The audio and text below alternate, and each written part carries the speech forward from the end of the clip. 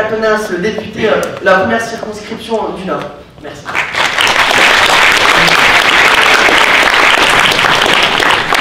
Merci à vous, merci aux organisateurs. Je suis très content d'être ce soir une nouvelle fois devant une assemblée de fainéants, de cyniques, d'extrêmes. Les têtes dures finalement qui se battent contre la politique de ce gouvernement et qui ont bien compris qu'on ne se battait pas contre sa politique par amour de la manifestation, de la contestation, mais par raison.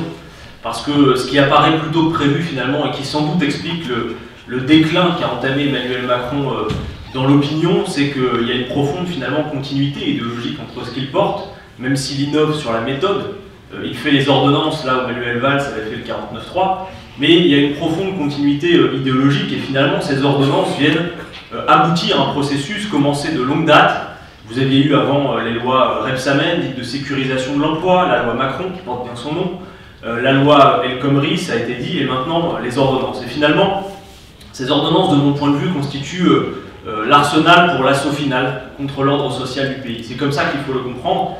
Et si Emmanuel Macron a tenté une méthode habile, puisque pour le coup il est assez malhabile sur le fond, mais très habile sur la méthode, c'est l'idée d'essayer de passer inaperçu. Le fait d'avoir choisi l'été devant un parlement novice pour faire passer une loi si grave que celle-ci n'était pas laissé au hasard. Il y avait clairement la volonté d'essayer de tenter la méthode pas vu pas pris.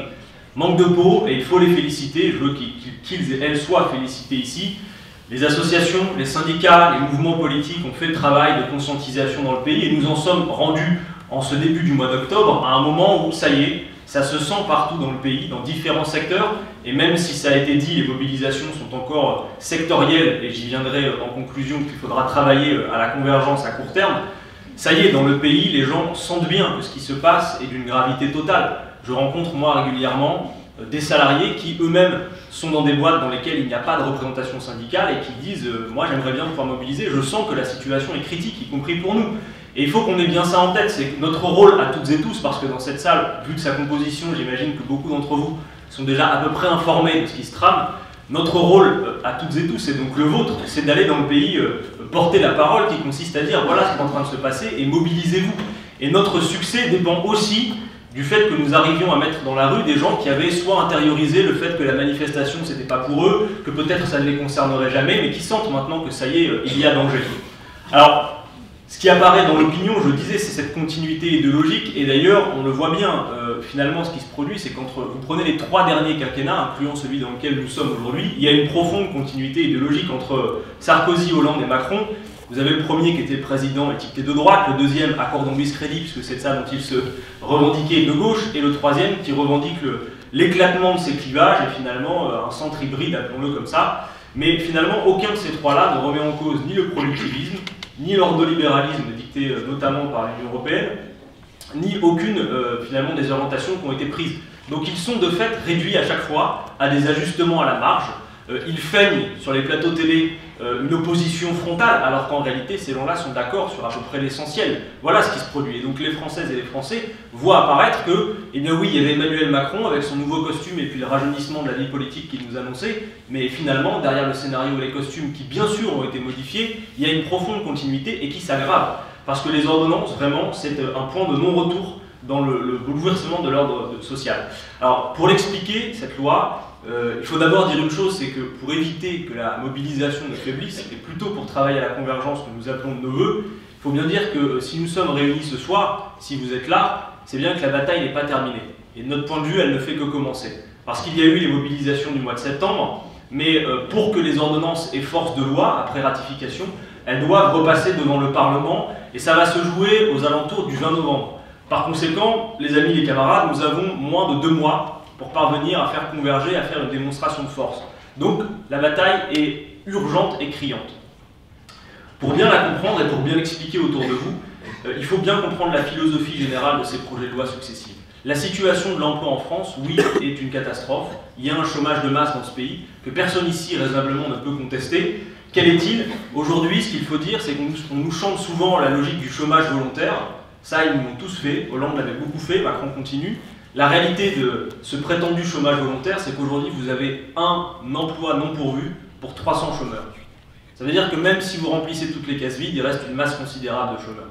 Donc on voit bien que la question du chômage volontaire, finalement, n'est pas le principal problème de l'emploi. Dans la tête des libéraux qui défendent le projet de loi des ordonnances, on s'attaque au problème du chômage en France par le bout qui a été expliqué, c'est-à-dire la flexibilité et le prétendu coût du travail. Ces gens-là pensent nécessairement que c'est en diminuant le droit du travail qu'on va créer de l'emploi. Mais là où nous avons la raison pour nous, c'est que ça fait longtemps qu'on fait ça. Ça fait longtemps qu'on dit « serrez-vous la ceinture, vous allez retrouver votre poids de forme, ça ira mieux demain, après la pluie, il viendra le beau temps ». Ça fait longtemps qu'on permet de flexibiliser le droit du travail, et en réalité, ce qu'on voit, c'est que seuls les actionnaires voient le soleil dans ce pays. Parce que ce qui résulte de ces projets de loi successifs, c'est pas plus d'emplois, c'est que la France peut se targuer d'être la championne d'Europe des dividendes versés aux actionnaires. Voilà ce que produisent ce genre de loi. Donc là, avec les ordonnances, on a vraiment la fin du processus. Alors la méthode, en tant que parlementaire, je pense, Fabien ne démentira pas, nous en tant que députés, on a été quelque part pris en otage dans cette affaire. C'est-à-dire qu'on nous donne un texte qui vise non pas à dire ce que le gouvernement fera du Code du travail, mais qui vise à nous demander à nous, représentants de la nation, représentants du peuple, d'habiliter le gouvernement à faire ce qu'il veut sur le Code du travail. Voilà ce que nous avons fait pendant l'été. C'est-à-dire qu'on a discuté du périmètre sur lequel on allait donner un blanc-seing au gouvernement. Les ordonnances qui ont été présentées sont sans surprise de notre point de vue. On savait les orientations qui seraient prises. C'est la feuille de route du MEDEF qu'on suit depuis plus de 20 ans.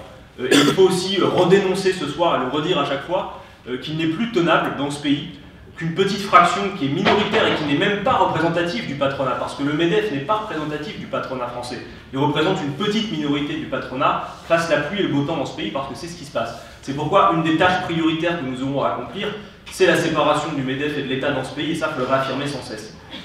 Alors, sur la question des ordonnances, on va vraiment au bout de ce processus de flexibilisation, mais ce que nous pouvons dire, c'est qu'il y a des études sérieuses qui plaident en notre faveur. D'abord, l'OCDE a fait la démonstration parfaite du fait qu'il n'y a pas de corrélation entre le taux de chômage dans un pays et le contenu de son droit du travail. De la même manière, quand on nous parle du chômage qui serait trop indemnisé, vous pouvez répondre par cet argument qui est que dans les périodes où le chômage a été le plus faible dans le pays, prenez la fin des années 70 par exemple, il était beaucoup plus indemnisé qu'il ne l'est aujourd'hui. Ce qui montre bien que même cet argument prétendument d'autorité ne tient pas. Les ordonnances donc pensent que c'est en s'attaquant au droit du travail qu'on va faire revenir l'emploi. L'INSEE a publié une enquête, je crois que c'était la semaine dernière, sur finalement les motifs évoqués par les employeurs sur leurs inquiétudes. Et figurez-vous que le droit du travail, moi j'ai pu le vérifier, ne fait pas partie des premières inquiétudes du patronat de ce pays. Les patrons sont seulement 11% à indiquer le droit du travail comme une source d'inquiétude. Seulement 11%. C'est loin derrière, ce qui signifie que le principal problème vient de l'incertitude économique. Ils sont 28% à la citer. Parce que oui, le problème de l'emploi dans ce pays, c'est un problème d'activité, qui est de plus en plus atone. Les carnets de commandes sont vides dans ce pays. Ça tient à beaucoup de raisons, c'est pas le sujet ce soir, mais notamment à une. C'est que dans ce pays, on investit de moins en moins, et les profits finalement finissent toujours par enrichir le capital. Ce qui permet aussi de faire le lien avec ce que propose Emmanuel Macron, qui croit lui que plus on va laisser des marges de manœuvre aux riches, plus on va les enrichir, plus ils vont investir. Il pense qu'en supprimant l'ISF, par exemple, les riches qui vont se voir redistribuer quelques milliards vont investir dans l'économie. Le problème, c'est que ça fait longtemps qu'ils n'investissent plus autant que ça, mais qu'ils se gavent, ça faut bien le dire.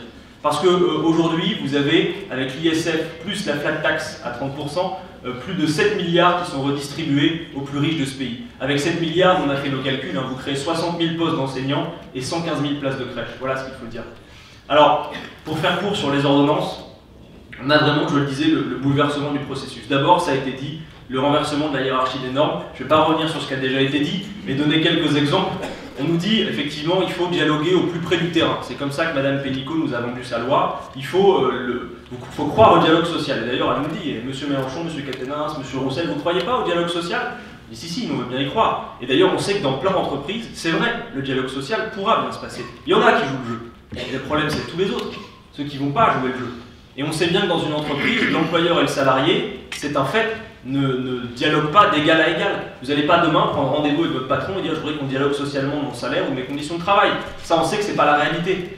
Donc c'est un monde magique qu'ils nous vendent qui n'existe pas. Et là où il y a le danger, c'est qu'il y a effectivement ce renversement qui fait qu'avant, c'était la loi qui primait et ça ne pouvait être que plus favorable dans la branche et dans l'entreprise. Ça, c'est complètement retourné. Moi, je prendrai juste un exemple qui touche particulièrement les jeunes qui vont être insérés prochainement dans l'emploi. Vous savez que dans ce pays, 85% des embauches aujourd'hui sont faites en CDD. Eh bien, le nombre de renouvellements du CDD, il est remis, alors qu'il est aujourd'hui dans le cadre légal, il est remis dans les mains de la branche. Oui, mais les amis, dans ce pays, vous avez plus de 700 branches. Ça veut dire que vous allez potentiellement avoir 700 règles différentes. Et ça veut dire que vous soyez d'une entreprise à une branche, vous n'allez pas avoir les mêmes règles. On va se retrouver avec un système qui est complètement éclaté, sauf que nous sommes des républicains conséquents, pas au sens républicain LR, c'est bien compris, et que pour nous c'est la loi qui doit primer parce que la loi protège là où il y a des tendances à faire autre chose que de protéger les salariés. Donc ce premier fait est gravissime.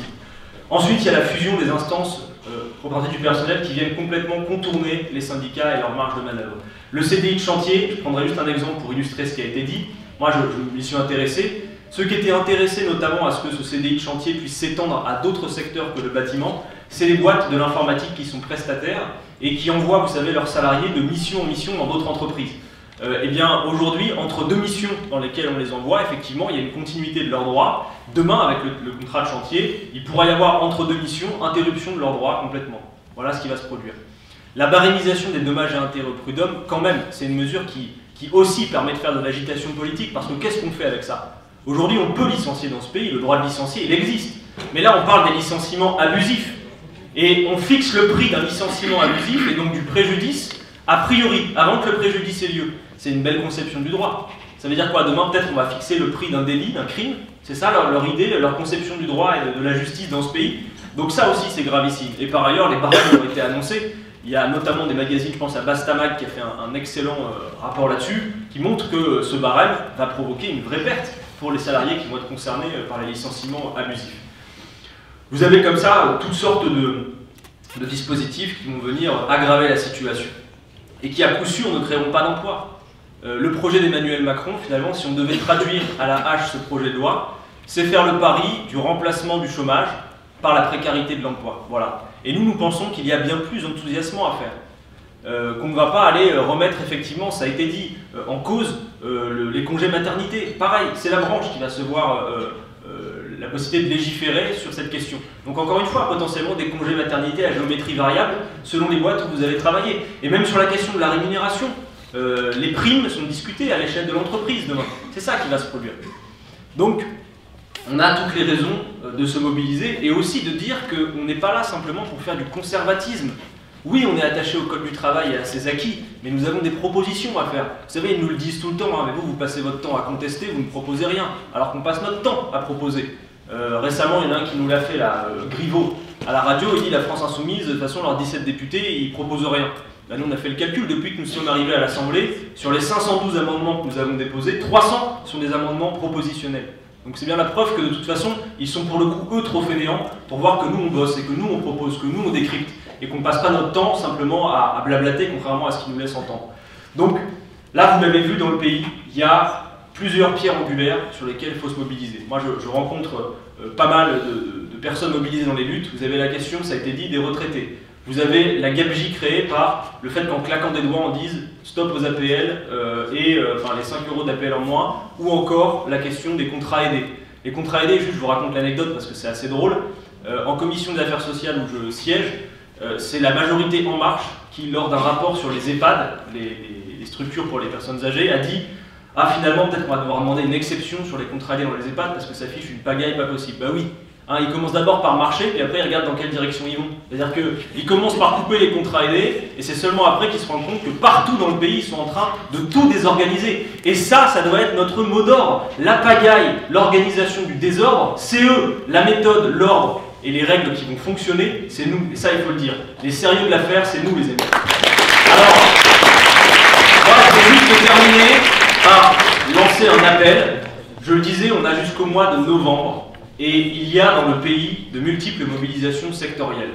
Les mobilisations syndicales du 12 et du 21, pour celles et ceux qui ont participé, vous l'avez vu de vos propres yeux, ont été un succès. Moi je considère qu'il n'y a que les commentateurs pour venir nous tendre le micro et dire « Alors, est-ce que la mobilisation faiblit ?» Dites-le, allez, il y a moins de monde que la semaine dernière, hein, ça leur fait tellement plaisir. Non, moi je suis désolé, ce qu'on a vu le 12 dans la rue, c'était le seuil haut de la mobilisation au démarrage contre la loi El Khomri. Donc ça c'est déjà un acquis sur lequel il faut continuer à avancer. Nous devons travailler à cette convergence. La marche que nous avons initiée, mais qui ne nous appartient pas, le 23 septembre, ne se voyait pas comme une concurrence aux organisations syndicales. Pareil, il n'y a que les journalistes qui nous ont tendu le micro sur le thème de la concurrence. On n'est pas là en train de jouer un concours de chef à plume pour savoir qui est la plus grosse plume. On est en train de créer les conditions d'une plus ample mobilisation possible. Et il nous a semblé, nous, comme mouvement politique, que nous pouvions contribuer à cette mobilisation. Ni plus ni moins. C'est la raison pour laquelle Jean-Luc Mélenchon a fini son discours le 23 septembre en disant « Maintenant, nous avons besoin de la convergence ». Parce que si on veut créer une mobilisation qui permette d'instituer un rapport de force tel qu'on peut faire reculer le gouvernement, il faut se créer dans le pays une mobilisation citoyenno-politico-syndicale. Il faut qu'on puisse créer les conditions d'une large mobilisation rapidement, c'est-à-dire avant le retour des ordonnances devant l'Assemblée. Et donc nous, on va commencer cette semaine, on va déjà rencontrer les organisations syndicales, leur faire cette proposition, et je le dis, mais ça a déjà été répété, mais moi je ne cesserai chaque fois que je serai dans des assemblées à la fac notamment de le dire. C'est vrai, dans l'histoire sociale du pays, à chaque fois, la mobilisation des lycéens, celle des étudiants, a été déterminante dans le combat dans ce pays. Et c'est pour ça que vous avez une responsabilité toute particulière, entendez-le.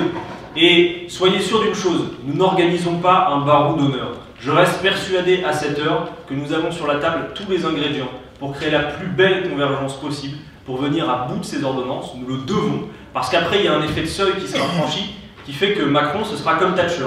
Si sur ça on le laisse passer, ensuite il nous passe sur le corps. Voilà ce qui va se produire. Donc là, il faut vraiment leur signifier qu'on ne leur cédera pas d'un pouce. Il faut travailler à cette convergence. Ce qui me rassure moi quand je vous vois, c'est que je suis venu à la politique au moment du CPE. J'ai donc vu de mes propres yeux qu'une loi qui avait été ratifiée ne s'est jamais vue appliquée parce que la mobilisation avait eu raison d'elle. Eh bien, ayons raison des ordonnances.